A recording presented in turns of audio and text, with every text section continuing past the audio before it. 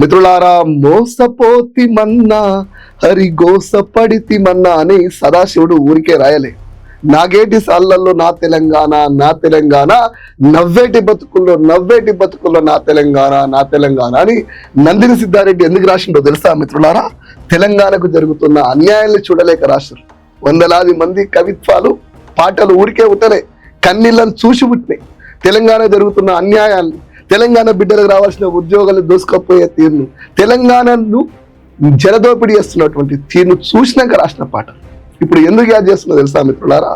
ఆనాడు తెలంగాణ కోసం ప్రాణాలు పనంగా పెట్టి ఉద్యమాన్ని నడిపి తెలంగాణను తెచ్చి తెలంగాణను దేశంలోనే ధాన్య భండాగారంగా నిలబెడితే అది జీర్ణించుకోలేని సీమాంధ్రులు పార్టీలను పక్కన పడేసి, జెండాలని పక్కన పడేసి తెలంగాణ మీద కుట్రలు చేస్తారు. ఇక్కడ వాళ్ళకి అమ్ముడు మీద తొత్తుల్ని ఆయుధాలుగా మార్చుకుని ప్రశ్నించే గొంతాన్ని మల్లిగాడో దిక్కు, ఇంకో 4-5 యూట్యూబర్లు, ఇంకో దిక్కు మేధావులని కోదండరామరెడ్డి, ఆక్నూరు మురళాటోళ్ళు, కొంతమంది సన్నాసులు పచ్చి రాజకీయం చేసి సీమాంధ్ర తొత్తులుగా పనిచేసిన రేవంత్ రెడ్డి, బండి సంజయ్ లాంటి సన్నాసులు ఆనాడు తెలంగాణ అభివృద్ధి చెందుతున్న తీరును చూసి తట్టుకోలేక రాజకీయ స్వార్థం కోసం కేసీఆర్ మీద అవాకులు చెవాకులు పేర్చి కేసీఆర్ను దూరం చేసిర్రు. ఇలా అబద్ధాల మీద అందలం ఎక్కిరు. మరి అందలం ఎక్కినాకనన్నా కనీసం ఏమన్నా మాట్లాడాలి కదా? వాళ్ళు మాట్లాడలేరు, వాళ్ళకి ఆ సోయి లేదు, వాళ్ళకి ఆ తెలివి లేదు. ఎందుకంటే బాసాలు దోముకుంటున్న తీసుకొచ్చి దేశాల గురించి మాట్లాడమంటే గిట్టే ఉంటుంది. బచావత్కు బ్రిజేష్కు తేడా తెలియని సీఎం మా రేవంత్ రెడ్డి. రండా రేవంత్ రెడ్డి, నేను ఊరికే అంటే నేను ఈ రాష్ట్రానికి ద్రోహం చేస్తుంటే వాడిని రండా అన్నా, దొంగ అన్నా, లుచ్చారన్నా, లోపరన్నా, తెలంగాణకు అన్యాయం చేస్తూ తెలంగాణను నీళ్లు దోసుకపోతుంటే మాట్లాడలేని, కనీసం తెలివి లేని, దేవాదుల ఏ దేశంలో ఉండదో కూడా అర్థం కాని సన్నాసి ముఖ్యమంత్రిగా ఉంటే తెలంగాణకి ఏం న్యాయం జరుగుతుంది? పైగా ఏదో కొట్లాడుతా, పీక్తా, పొడుస్తా అంటాడు.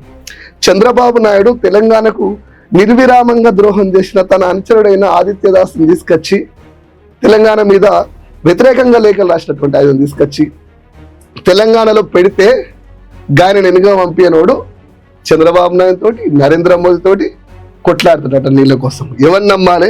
వీళ్ళ మాటలు చూస్తే కన్నా ఒకటి యాదికి వస్తుంది. వెనకట విరాట రాజ్యంలో, మహాభారతంలో విరాట రాజ్యంలో ఓ ఉత్తర కుమారుడు ఉంటాడు. ఆయనే యువరాజుగా ఉండి వాళ్ళని పొడుస్తా, వీళ్ళని పొడుస్తా, వాళ్ళ రాజ్యాన్ని కూలుస్తా, ఈ రాజును చంపుతా అంటాడు. నిజమే అనుకొని ఆయన మధ్యలో ఎక్కిస్తే మన రేవంత్ రెడ్డి అట్లా అన్నాడు కదా, కేసీఆర్ లక్షిస్తే నేను తులం బంగారం ఇస్తా, చదువుకునే వాళ్ళకి 5 లక్షలు ఇస్తా, నెలకి మహిళకి 250 రూపాయలు ఇస్తా అని చెప్పి స్టేట్మెంట్ ఇచ్చింది కదా.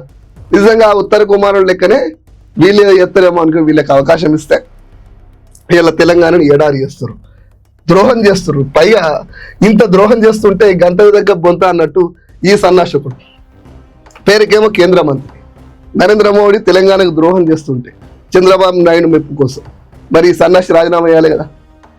పైగా కాంగ్రెస్ కష్టం ఉన్నప్పుడు, కాంగ్రెస్ తెలంగాణకు ద్రోహం చేస్తున్నప్పుడు, చంద్రబాబును ద్రోహం చేస్తున్నప్పుడు ఆ చంద్రబాబు కోసం, ఈ కాంగ్రెస్ కోసం తెల్లారు లేస్తే బీఆర్ఎస్ మీద మాట్లాడడం, అవాకులు చెవాకులు పేరుస్తూ తెలంగాణకు ద్రోహం చేస్తుంది. మిత్రులారా, తెలంగాణ పాలిట బీజేపీ, కాంగ్రెస్, టీడీపీ, సిపిఐ, సిపిఎంతో సహా తెలంగాణకు న్యాయం చేసే పార్టీలు ఏవిగా ఒక్క బీఆర్ఎస్ పార్టీ తప్ప. నేను బీఆర్ఎస్ పార్టీ ఏజెంట్గా మాట్లాడుతున్నాను.